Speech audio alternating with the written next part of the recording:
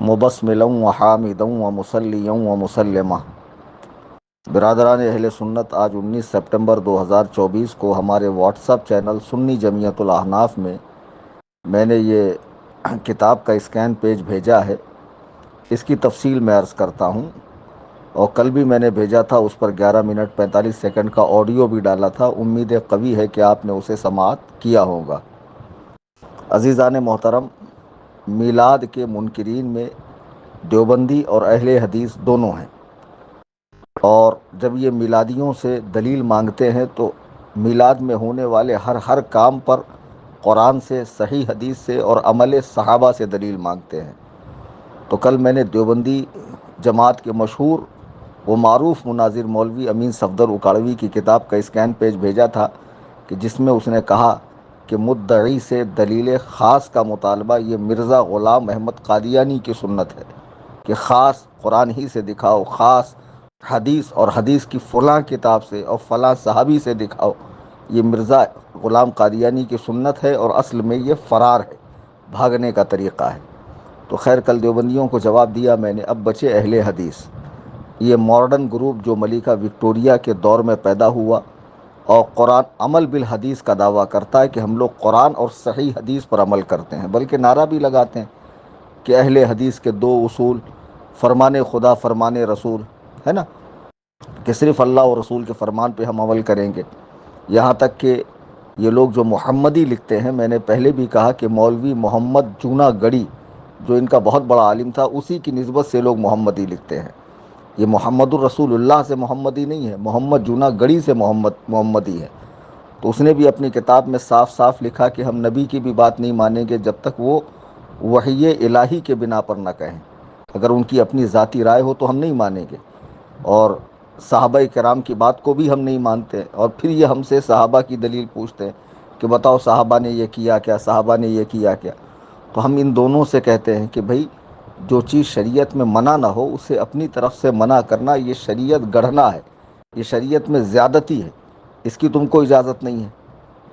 ہماری یہ دلیل جو ہے علماء اہل سنت نے سے آپ نے بارہا سنی ہوگی کہ بھئی میلاد جب شریعت میں منع نہیں ہے تو آپ کس بنا پہ منع کرتے ہیں؟ تب یہ کہتے ہیں نہیں، ہم کو تو قرآن سے دکھاؤ، حدیث سے دکھاؤ، صحابہ کے عمل سے دکھاؤ، تب ہم مانیں گے۔ یہ اس طرح کی باتیں مت کرو کہ شریعت میں منع نہیں ہے تو گویا جائز ہے۔ آج میں نے یہ جو کتاب اوپر بھیجی ہے، اس کتاب کا نام ہے فتاوی ثنائیہ۔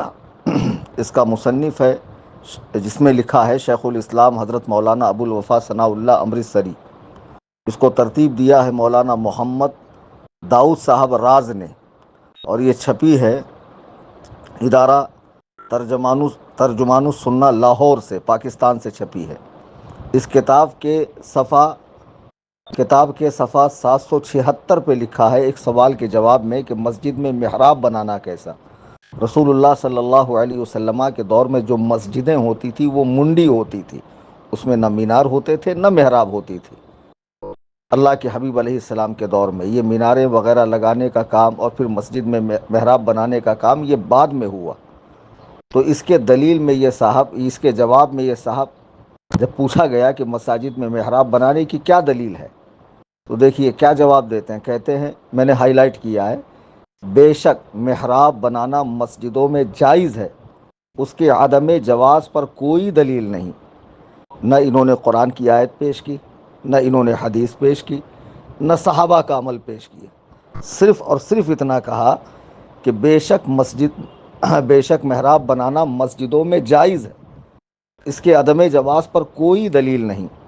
پھر جب ہم کہتے ہیں کہ بے شک میلاد جائز ہے، اس کے عدم جواز یعنی منع ہونے پر، ناجائز ہونے پر کوئی دلیل نہیں، تو واویلا کیوں کھڑا کرتے ہو؟ دوسری بات، تم کہتے ہو کہ حدیث قرآن کافی ہے، حدیث قرآن کافی ہے، تو تمہارے ان گھامڑ مولویوں نے یہ ٹرک بھر بھر کے کتابیں کیوں لکھی؟ فتاوی ثنائیہ، فتاوی ستاریہ، فتاوی جماعت اہل حدیث، یہ بے شمار جو کتابیں تمہارے علماء نے لکھی ہے فتاووں کی، یہ کیوں لکھی ہیں جب حدیث و قرآن کافی ہے؟ تو جب تمہارے علماء فقہ کی کتابیں لکھ سکتے ہیں، فتاووں کی کتاب لکھ سکتے ہیں، تو پھر وہ عہد رسالت سے قریب کے مجتہدین جنہوں نے فقہی مذاہب کو مدون کیا اور فتاووں کی کتاب لکھی، ان کی کتابوں کا کیوں انکار کرتے ہو؟ یہ دوسرا سوال جو جماعت غیر مقلدین کے اوپر میرا ایک عرصہ دراز سے قرض ہے، جس کا جواب ان کے مولوی آج تک ہمیں نہیں دیتے.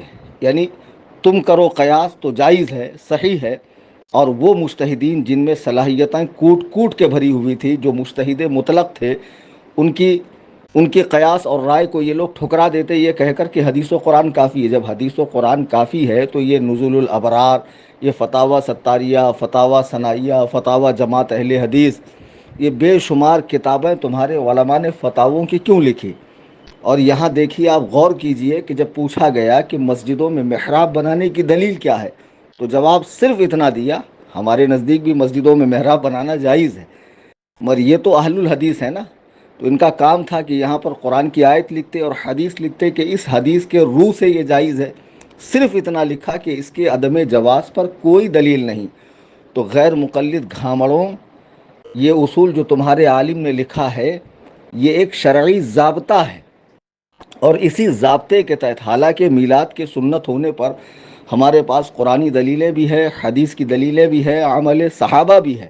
جب تمہارا کوئی مولوی ہمارے سامنے بحیثیت مناظر بیٹھے گا تب ہم اس کو دلیل پیش کریں گے. لیکن ایک عام سا اصول جو ہمارے علماء بیان کرتے ہیں تو یہ لوگوں کو کہتے ہیں دیکھو یہ جان چھڑا رہے ہیں، یہ کہہ کر جان چھڑا رہے ہیں کہ منع کی کوئی دلیل نہیں اس لیے جائز ہے. یہ کوئی ضابطہ نہیں ہے، یہ ضابطہ ہے، اور یہ ضابطہ خود تمہارے عالم نے فتاوی ثنائیہ جلد 1 صفحہ 476 پہ لکھا ہے کہ مسجدوں میں محراب بنانا جائز ہے، اس کے ناجائز ہونے کی کوئی دلیل نہیں ہے.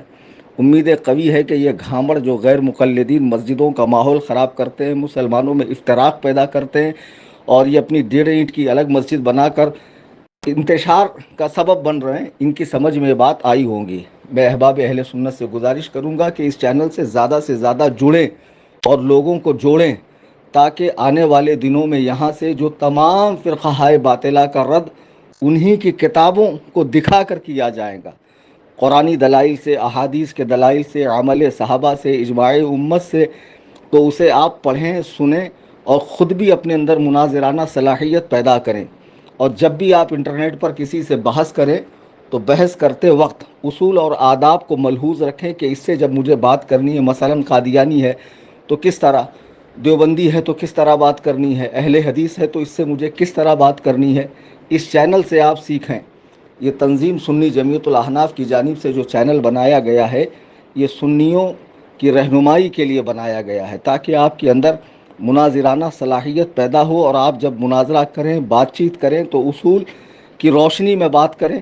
اور ایسا کوئی فرقہ نہیں ہے کہ جو اہل سنت و جماعت کے سامنے دلائل کے میدان میں ٹھہر سکے. الحمدللہ ثم الحمدللہ، ہمارے علماء نے کتابی صورت میں ہمیں ایسے ہتھیار دیے ہیں کہ ہمارے مقابلے میں کوئی رک ہی نہیں سکتا ہے.